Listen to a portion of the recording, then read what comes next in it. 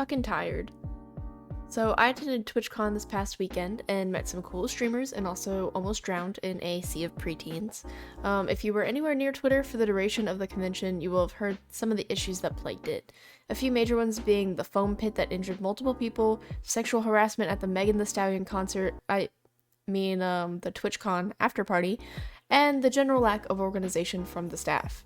As someone who attended the event in person, a lot of things said online were true, but some of them were exaggerated, and I want to discuss what actually went down at TwitchCon San Diego 2022. To begin, it was stated before TwitchCon that masks were mandatory and vaccine cards or negative COVID tests would be checked.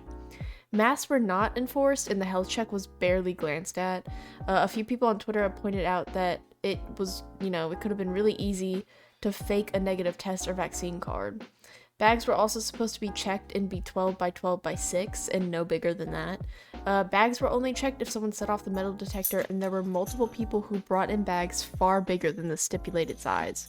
IDs were also supposed to be checked at badge pickup to both verify that you were picking up the correct badge and that you were not an unaccompanied minor.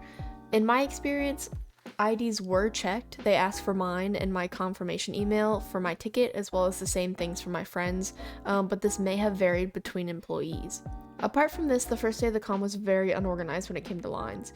Any panel or event that people would be waiting to see on the second floor of the convention hall had no organized line system. Rather, attendees would simply congregate in a crowd around the room. The worst of this occurred before the DreamSMP panel. So, the DreamSMP panel occurred on the second floor like most panels or events did, and it occurred in room 33. Now, room 33 was one of the smallest rooms in the convention center. DreamSMP has always been popular among Twitch users, and the number of fans at TwitchCon was nothing shy of about half of the attendees. The number of fans trying to get into the panel room was also exacerbated by Dream's recent face reveal. There were probably thousands of people waiting outside the panel room, me included, because who doesn't want to see this handsome man in person? Yet the room capacity was only 400. Like I said, it was one of the smallest rooms in the convention center. From personal experience of being in the crowd and mingling around, or listening to people's conversations, a lot of people knew about the lack of space for this panel. This caused mass crowding around the room. There were speculations that the room was already full before the staff even started seating for the panel, but I haven't heard or seen any confirmation of that. The crowding around the room made people wary of being crushed, and there were allegedly people fainting in the crowd. The disability line, who was supposed to be let in first, was skipped over entirely, as masses of people crammed their way into the room. Employees were also becoming frustrated with the attendees, which led to yelling and fighting between both groups. Overall, the pandemonium that happened before the DreamSMP panel was probably the worst part of the convention. There was also awful line queuing for meet and greets on day one. I don't have any confirmation of this from Twitter, but from talking to a few other attendees at the convention, staff did not know where lines were supposed to start or end. One person I talked to said that they waited in line for hours until convention staff told them to move to another line. The individual did not realize until later that the staff had moved them and many other people to an overflow line, which was really a line where they didn't move at all. Everyone who showed up later got to proceed with the meet and greet while they were still stuck in this stagnant line. Though these issues were probably the worst examples of crowd regulation I've ever seen, on the upside, it felt like crowd control and line queuing was revamped for the following days. A few other things occurred that had people questioning the management and safety of TwitchCon, one being that streamer Adriana Chekic broke her back while jumping into the foam pit. So Adriana broke her back in two places and experienced nerve damage to her bladder. This injury was after another person was injured while jumping into the same foam pit. There was obvious negligence on Twitch's end for this situation. The Megan Thee Stallion concert that was labeled as a TwitchCon party is an issue all on its own. I assumed it was going to be a room full of loser streamers like myself, mingling and drinking punch while an old white man DJ played music. I didn't think Megan the motherfucking Stallion was gonna roll up and get freaky on stage with Master Chief. I don't think anybody did. I didn't attend any of the after party. This is where a lot of reports of sexual harassment came from.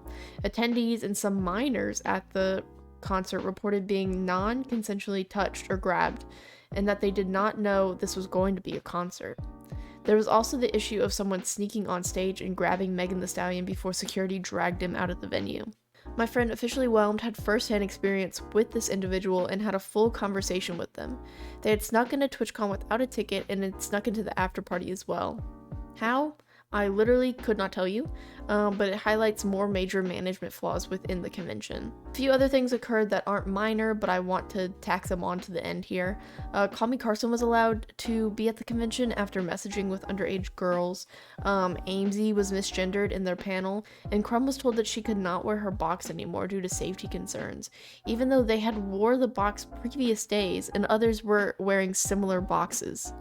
I'm sure a lot more happened, but these are the things that I experienced firsthand, heard from firsthand sources, or had enough information on to feel accurate in reporting.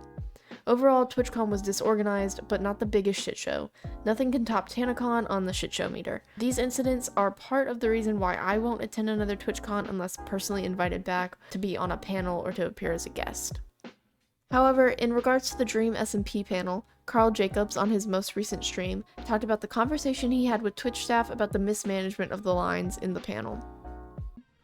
I want to make sure that I respect you guys in that regard, and I want to make sure you guys get respected in every other regard, and that being making sure that anytime you guys are wronged,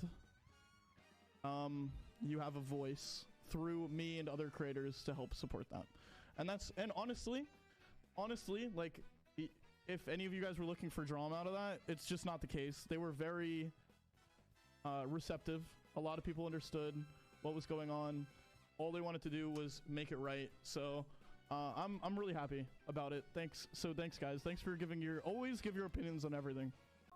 There may be changes in the future that can better facilitate the convention, but as for this year, TwitchCon San Diego, it left a bitter taste in most people's mouths.